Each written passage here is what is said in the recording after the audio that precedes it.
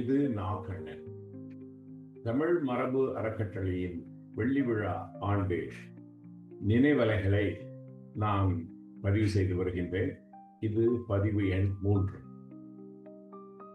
தமிழ் மரபு அறக்கட்டளை உருவாகிய காலகட்டத்தில் இருந்த சூழ்நிலையை பற்றி நான் விவரித்து வருகின்றேன். அது ஒரு முக்கியமான காலகட்டம் என்றும் சொன்னேன். தமிழை பொறுத்தவரை மின்னாக்கம் செய்தல் என்ற விழிப்புணர்வை முதலில் விரிவாக அறிமுகப்படுத்தியது தமிழ் மரபு அறக்கட்டளை என்று சொல்லலாம். மதுரை திட்டத்தை பற்றியும் நான் சொன்னேன். மதுரை திட்டம் என்பது டெக்ஸ்ட் வடிவில், எழுத்து வடிவில் தமிழ் இலக்கியங்களை உள்ளீடு செய்து பாதுகாப்பது. அப்பொழுது அதன் நோக்கமாக இருந்தது தேடுபொறிகளில் எழுத்து எளிதாக கண்டுபிடிக்கப்படும் என்ற நோக்கில் தமிழின் வளங்களை எல்லாம் தேடினால் கிடைக்கக்கூடிய மாதிரி மதுரை திட்டம் உருவானது. ஆனால் நாங்கள் அதே காலகட்டத்தில் என்ன நினைத்தோம் என்றால், டெக்ஸ்ட் மட்டுமல்ல, இப்பொழுது பழைய புஸ்தகங்களை நாம் டெக்ஸ்டாக மாற்றுவதற்கு எடுக்கின்ற நேரத்தை விட அதை ஸ்கேன் பண்ணி எடுக்கிறதுங்கிறது ரொம்ப ஈஸி, மின் வருடி. அப்போ அதை பிடிஎஃப் ஃபைல்ஸை சேவ் பண்ணுறது இன்னும் ஈஸி. எனவே புத்தகங்களை பிடிஎஃப் ஃபைல்ஸாக எடுத்து தென் மில்லியன் புக்ஸ் ப்ராஜெக்ட் என்ற இன்ஸ்டிடியூட் ஃபார் அந்த இந்தியன் சயின்ஸ் அங்கு உள்ள இந்த சூப்பர் கம்ப்யூட்டர் டிவிஷனில் நாங்கள் எங்களது செயல்களை அனுப்பி கொண்டிருந்தோம். ஆக தமிழ் வளங்களை பிடிஎஃப்-ஆக சேமிப்பது, அது எங்கள் நூலகத்திலும் இருக்கும், அங்கும் இருக்கும், அந்த மாதிரி ஒரு அமைப்பு. அதற்கு பிறகு விழியங்கள், ஒருவரை நேர்காணல் செய்கின்றோம் என்றால் அந்த விழியங்களை நாம் பதிவு செய்து அதையும் நாம் நிரந்தரப்படுத்த வேண்டும் என்பது எங்களது நோக்கம். இன்றைய நிலையில் தமிழகத்தில் மிக அதிகமாக இந்த காணொளி என்று சொல்லக்கூடிய அந்த வீடியோ ஆர்கைவ்ஸ் கலெக்ஷன் தமிழ் மரபு அறக்கட்டளையில் தான் மிக அதிகமாக இருக்கின்றது. அடுத்து மியூசிக், இசை. இசை என்பதை அந்த வளங்களை நாம் MP3-ஆக சேமித்து வைக்க முடியும். அதே போல் பேச்சு வடிவத்தையும் நாம் நேர்காணல்களை இந்த ஒலி அலை வடிவில் சேமித்து வைக்க முடியும். அதற்கு பிறகு ஓவியங்கள், அந்த ஓவியங்களை எல்லாம் நாம் இமேஜ் ஃபைலாக சேமித்து வைக்க முடியும். ஆக இந்த இணையத்தினுடைய பல்பரிமாணத்தை மனதில் வைத்து அந்த பல்பரிமாணத்தை முழுவதுமாக பயன்படுத்தக்கூடிய வகையில் நாம் ஒரு அமைப்பை உருவாக்க வேண்டும் என்ற அந்த அடிப்படையில் தான் தமிழ் மரபு அறக்கட்டளை உருவானது. அந்த காலகட்டத்தில் நாங்கள் இதை ஜெர்மனியில் இருந்து உருவாக்கலாம். எனவே ஐரோப்பாவில் இருக்கக்கூடிய தமிழ் வளங்களை நாம் சேகரிக்க முடியுமா என்ற ஒரு சிந்தனையும் வந்தது. உடனே நாங்கள் லண்டன் சென்று லண்டனில் உள்ள தமிழ் சங்கத்தை, அப்பொழுது திரு சுவாமிநாதன் அவர்கள் பிபிசியில் வேலை பார்த்து கொண்டிருந்தார். அதே நேரத்தில் அங்குள்ள தமிழ் சங்கத்தின் காரியதரிசியாகவும் இருந்தார். அவரை நாங்கள் அணியோம். அவர் பிபிசியின் வழியாகவும், அது தவிர பிரிட்டிஷ் லைப்ரரி என்ற அந்த பிரிட்டிஷ் லைப்ரரியில் இந்தியா ஆஃபீஸ் என்ற ஒரு அமைப்பு இருக்கின்றது. அங்கு இந்தியாவினுடைய நூல்கள், குறிப்பாக தமிழ் நூல்கள் எல்லாம் அங்கு சேகரிக்கப்பட்டு வந்தன. ஸோ அதே நேரத்தில் அதனுடைய கியூரேட்டராக நளினி பிரசாத் இருந்தார்கள். அவர் ஒரு தமிழர் என்பதால் எளிதாக எங்களால் அவருடன் இணைந்து பேச முடிந்தது.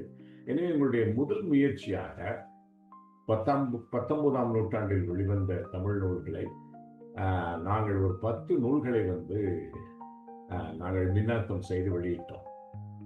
இது ஒரு மிக முக்கிய நிகழ்வு. அதாவது அயலகத்தில் இருக்கக்கூடிய தமிழ் வளங்களை தமிழர்களுக்கு மின் வடிவில் அளிப்பது.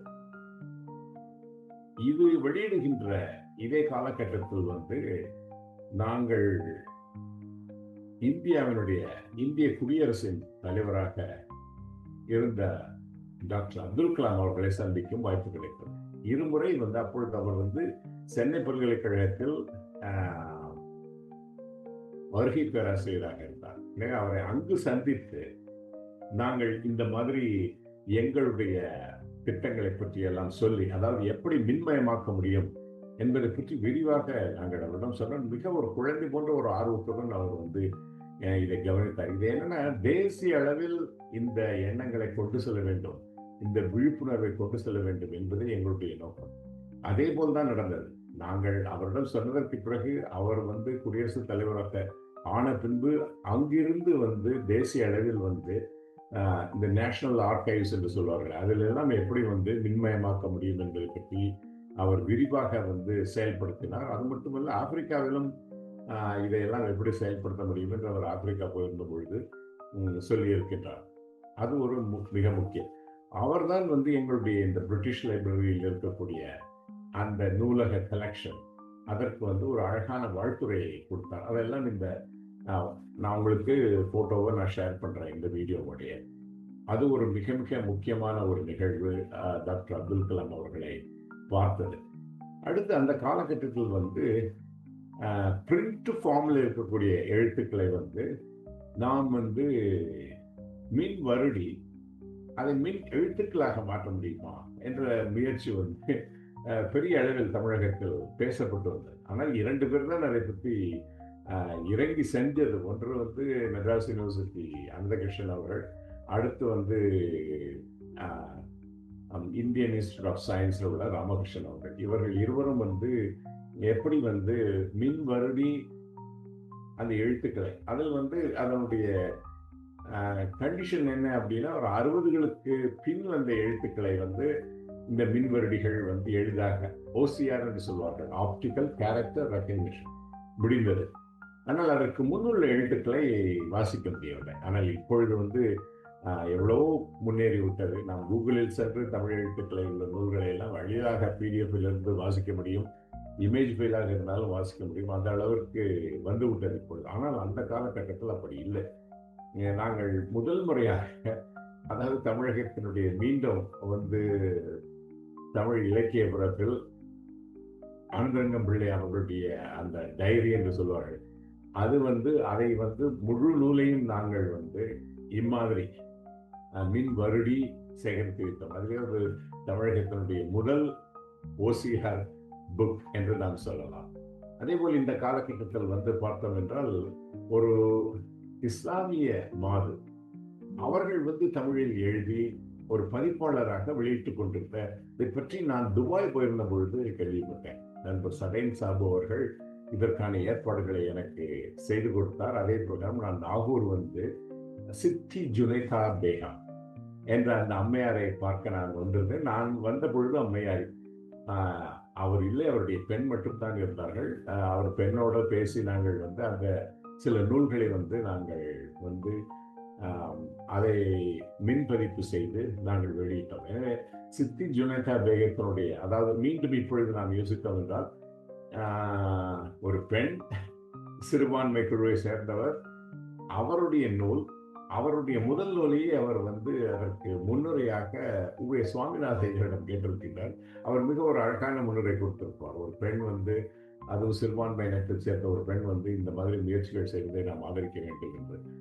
அந்த நூலும் முதல் முறையாக தமிழ் மரபு அறக்கட்டளை தான் வெளிவந்தது.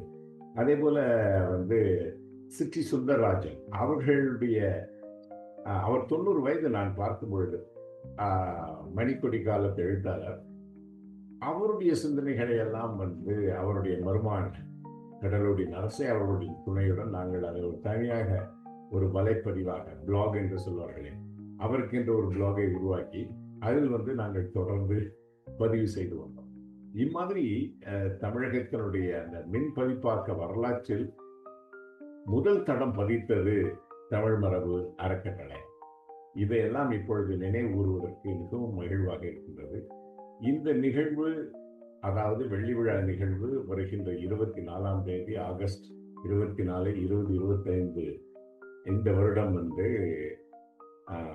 அண்ணா நூற்றாண்டு நூலகத்தில் நடைபெற உள்ளது. சென்னையில் உள்ள அண்ணா நூற்றாண்டு நூலகத்தில் நடைபெற உள்ளது. நீங்கள் வந்து சிறப்பித்தால் நன்றாக இருக்கும். வணக்கம்.